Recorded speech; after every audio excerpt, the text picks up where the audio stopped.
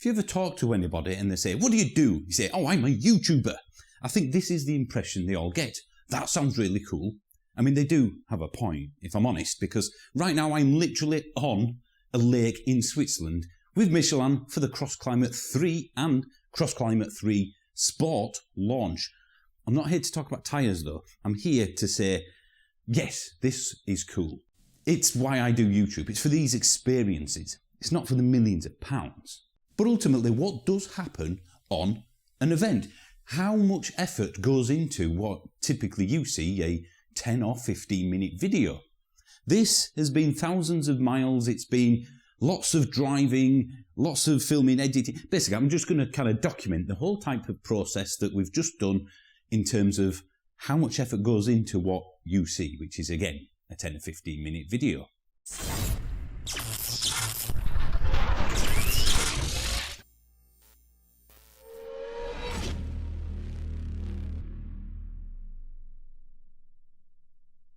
Just to be clear, I'm not saying that this is the hardest job in the world. Far from it. It's my choice, but it takes a hell of a lot longer than most people think. Right, well, it's Wednesday at 5:30, about to drive to the airport. So I could park the car for a few days, walk to the hotel, get up at 4, get the 6 o'clock flight, then the transfer from Brussels to Geneva. Then I should get there at I don't know, 9 or something. They're an hour ahead, that 9 o'clock-ish, their time, I think it is. Right, well, I'm in the lovely hotel room that you pay an extortionate amount of money to stay at. In the airport. I don't know what I'm saying because it's, I don't know, 3:30, 20 to 4 in the morning. And it's one of those where you just wake up and you gotta get back to sleep. So I'm gonna crash tonight. I'm sure of that. I've had about 3 hours sleep at best.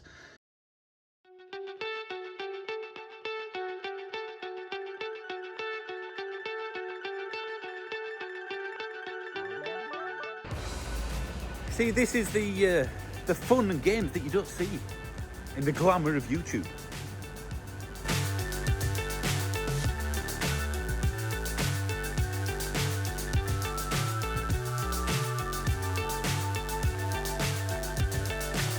So high, I'm hypnotized.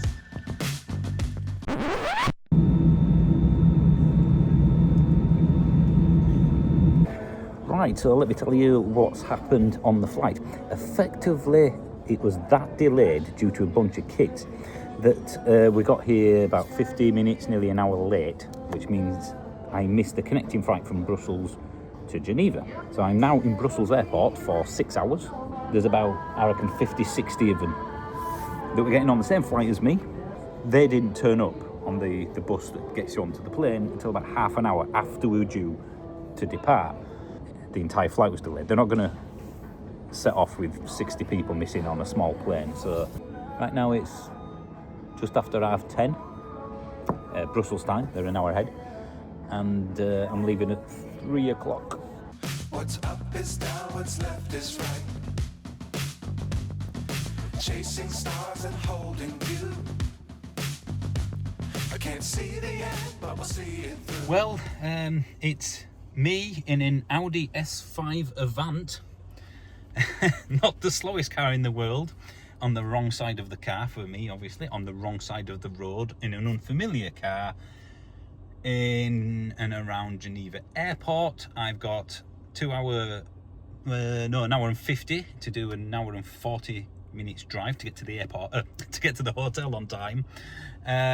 So yeah, I'm breaking it a little bit because it's been a few years since I've been driving on the right hand side of the road. Well, that's a good start. I left the airport going well, managed to get out, went the wrong way and ended up back in the airport.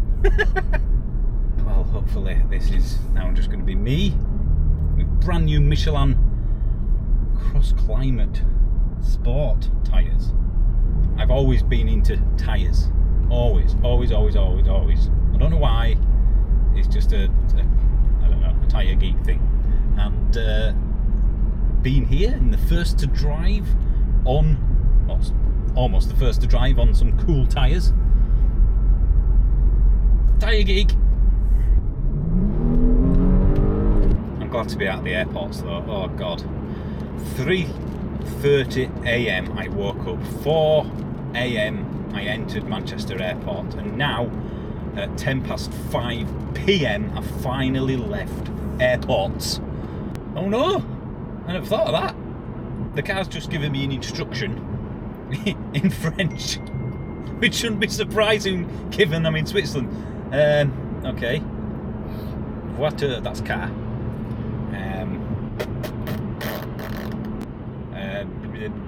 Yeah, I'm so useless with languages. I can't speak French, but I can speak slowly. Oh, now it's gone. I don't know what it said. No.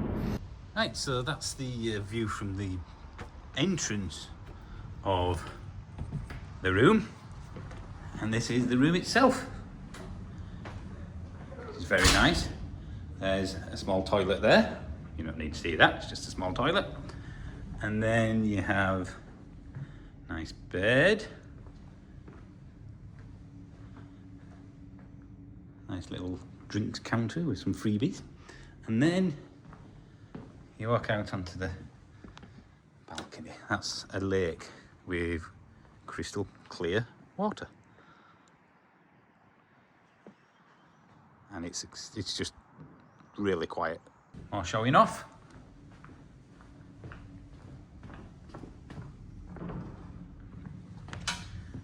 You have to have a nice large bath, shower, double sink. It's been a nightmare getting here, but that is a cool view.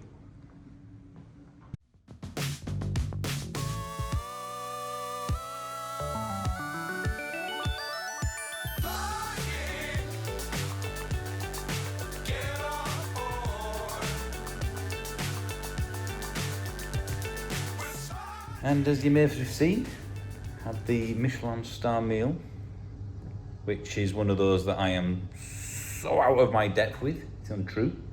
I don't eat half of the stuff that they made, but you know what, when it's made to that level, it's actually really nice.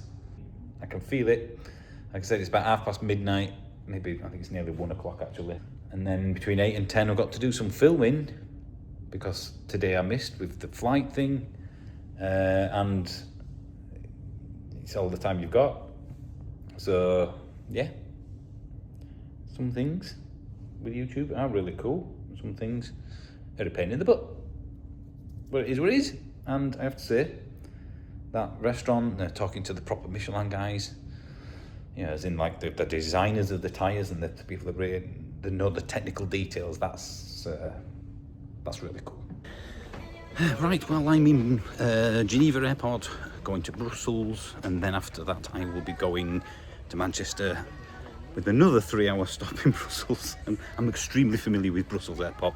It's been a lot of fun, a lot of interesting food, brilliant accommodation, and I have to say, after having some playful fun on the Geneva mountain roads, very good sport cross-climate tyres.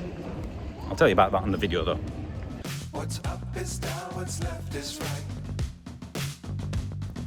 Chasing stars and holding you. I can't see the end, but we'll see it through.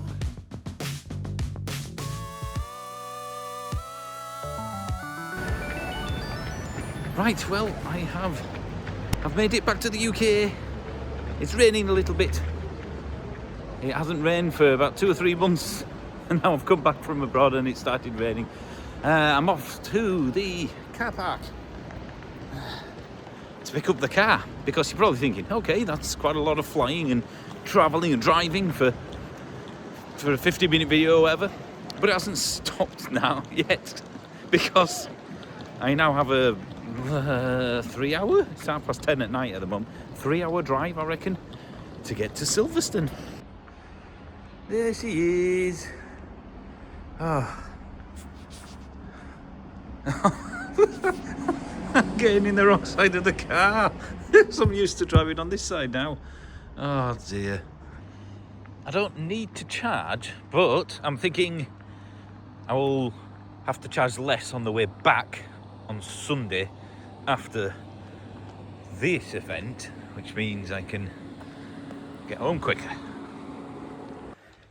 And we're on the next little stage of this adventure, which is effectively, I'm at the hotel now and it's 1:30 AM. I'll tell you what's going on in a bit. I can't be bothered now. I've had about a 7-minute breakfast because I want to get there in good time. And I'm only 15-ish, 20 minutes away from the hotel that we're staying at, which will then take us on to the event, and we'll be staying overnight on Saturday to Sunday. So I think the next thing you should see is probably what I'm doing. This is really good.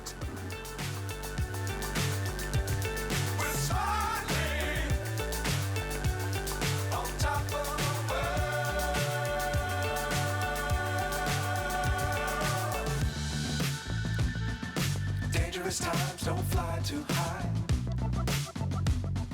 Be sure to keep the ground in sight. Fly forever if you keep it. I'm just chilling here in the VIP suite with the bar, of course. That's the straight at Silverstone, and that's the pit lane. We'll be doing a workshop tour soon before the MotoGP starts. And look, oh, look.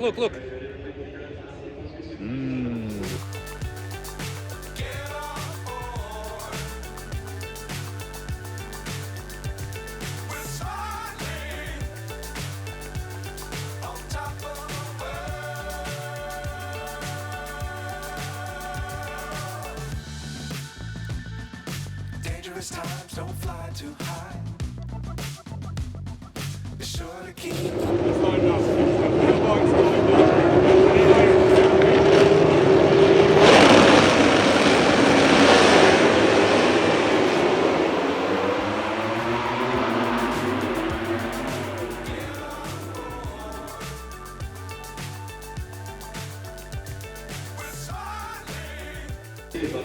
Can you believe, guys, that me with this porky little channel is here at Silverstone for the MotoGP, and both days.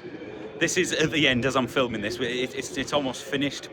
The pit lane, the paddock, we've got access to all that at certain times. It's just been astonishing.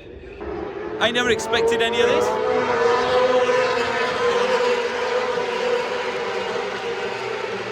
The reason I do YouTube is predominantly for experiences like this, because I would never get access to this. YouTube gets me money, obviously. Not enough to live off, but it's a bonus, which is why I still have a job. But the experiences I'm getting here, and in this case, very much thanks to Michelin, but it's imposter syndrome. This, I don't know how I'm getting this for what I'm outputting on here. Seriously. I mean, it's sometimes not knowing your own worth. I could do a video that has the equivalent viewership, targeted viewership, you know, about an EV or heat pump or whatever, that could fill Wembley Stadium. How much would that cost if you did an advert in Wembley Stadium? That's what I need to remember. It's not so much me they're buying, I'm kind of useless. It's people watching the videos, it's you, it's the viewers, it's subscribers. So I have to say a massive thanks to you, because it's as cliched as this is, but without you watching them, without you clicking those buttons and all the usual crap that YouTube asks you to do, here they come again, I wouldn't be here watching this.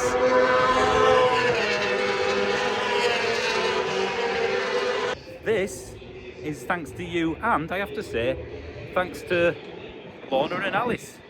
The times I've said to Alice, I'm sorry I can't play with you, I can't help you, I can't do this with you. Same with Lorna, because I was editing on a shoot or videoing or something like that.